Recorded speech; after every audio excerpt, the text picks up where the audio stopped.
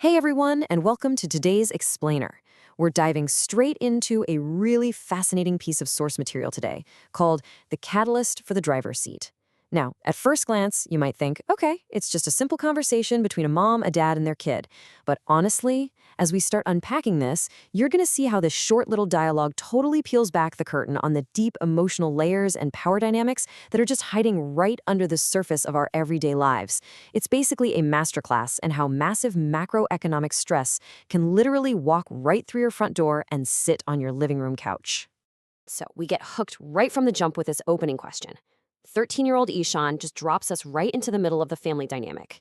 He wants to know why their familiar, everyday driver is suddenly gone.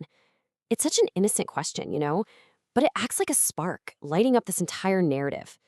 It perfectly sets up that classic tension between the comfort of what we're used to and those sudden, messy adult world disruptions that kids definitely notice, even if they don't quite get the why behind them yet.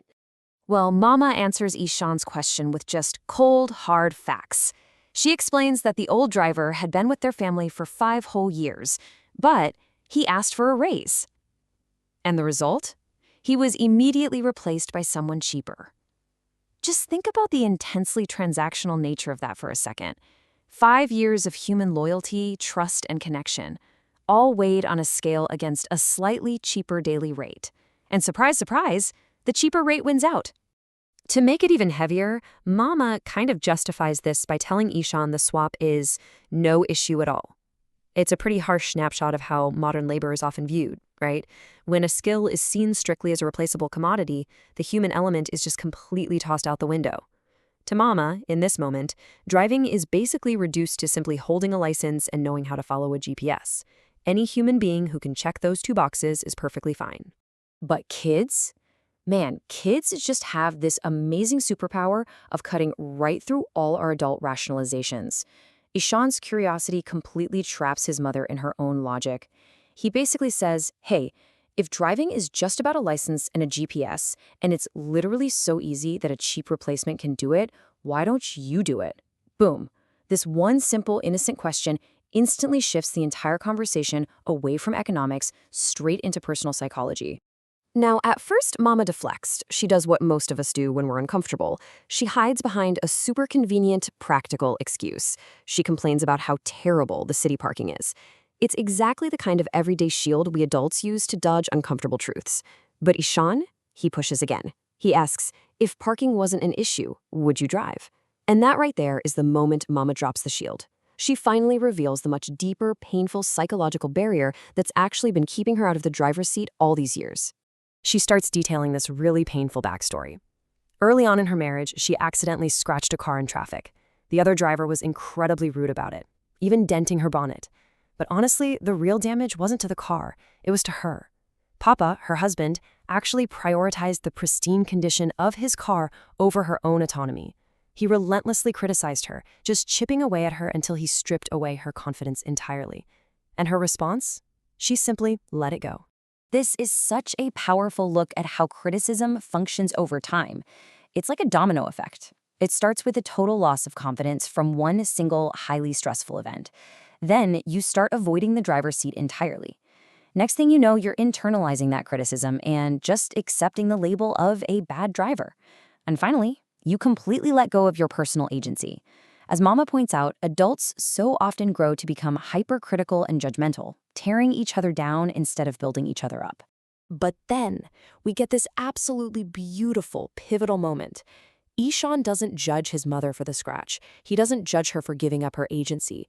Instead, he just offers pure, motivating encouragement. He tells her he would be so happy to have her drive him to school. It is literally the exact opposite of the harsh, judgmental adult world Mama was just talking about. This kid's unwavering support starts to shift her deeply ingrained perspective. She starts realizing, hey, maybe this is the exact motivation I needed to start over. But, of course, just as Mama is having this profound, quiet, personal breakthrough, the outside world comes crashing in. Papa suddenly walks into the room, and he brings the crushing weight of the corporate world straight into their home. It's a really jarring transition. We go instantly from this tender, healing moment right into the harsh, heavy intrusion of massive macroeconomic anxiety. Papa drops a terrifying bombshell. He announces that he's been mandated to reduce the staff at his department by 70% over the next 2 years. 70%. I mean, let that number really sink in. That is a catastrophic loss of livelihood for his team, and it's entirely driven by artificial intelligence taking over jobs. The pressure Papa is carrying in this moment is immense, and he dumps all of that stress directly into his living room, completely altering the energy of the entire household. So we're put right back into the shoes of our curious 13-year-old.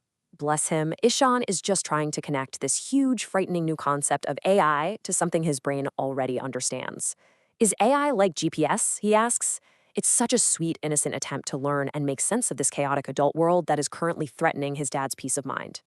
And this is where the absolute fireworks start. We hit a crucial ideological clash.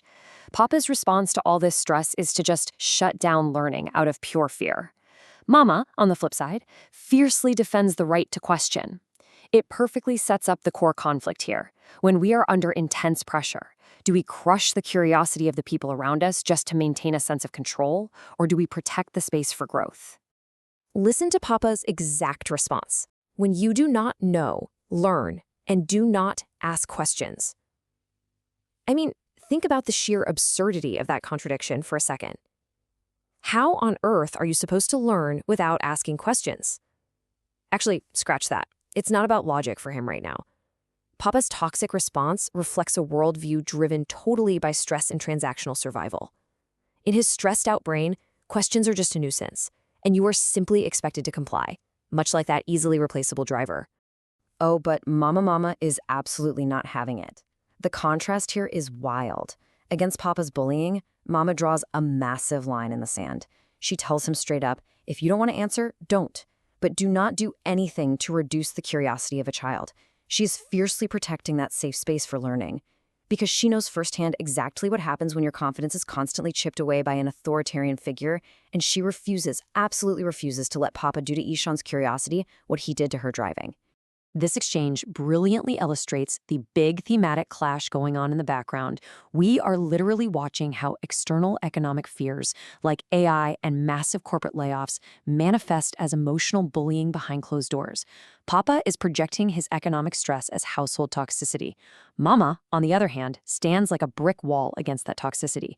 She chooses to nurture exploration and protect her son's innocence no matter what. So Papa retreats, closing the door behind him, and Ishan, being the incredibly observant kid he is, connects the dots perfectly.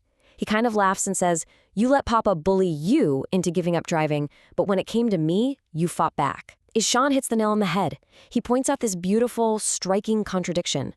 His mom was totally willing to endure criticism herself and let her own agency fade away, but the absolute second that bullying was pointed at her kid, she became an immovable object. Mama's response here is just so touching. She tells him he is more precious to her than driving, and she fights when needed. And then the ultimate metaphorical pivot happens. She actually starts digging through her old documents to find her driver's license. She is shifting from the literal act of driving a car to the figurative act of finally taking control of her own destiny. Defending her son literally awakened her ability to defend herself. And that right there brings us full circle back to the title of our explainer today. A catalyst is an event or person that causes great change or action. Mama's transformation didn't just happen out of nowhere. It was a perfect storm. The unique combination of Papa's stress-induced bullying colliding with Ishan's pure, innocent curiosity, it acted as the absolute perfect catalyst to shatter her years of complacency. If we map it out, Mama's journey to reclaim her power follows 3 really distinct steps. Step 1, enduring complacency, just accepting that bad driver label to keep the peace. Step 2, defending a loved one's growth when Papa tried to crush Ishan's curiosity, which naturally leads to Step 3, reclaiming personal agency. It's wild, but stepping out of our own complacency is so often triggered by stepping up to fight for someone else. So we've seen how economic stress, casual cruelty, and a kid's innocent curiosity all collided to put Mama firmly back in control of her life. As we wrap up this explainer, I want to leave you with something to chew on in your own life. Think about the external criticisms you might have internalized over the years, the things you've just let go of because it was easier to keep the peace. I gotta ask you, what is keeping you out of the driver's seat? Thank you so much for exploring this fascinating topic with me today. Keep asking those questions and keep learning. Catch you next time.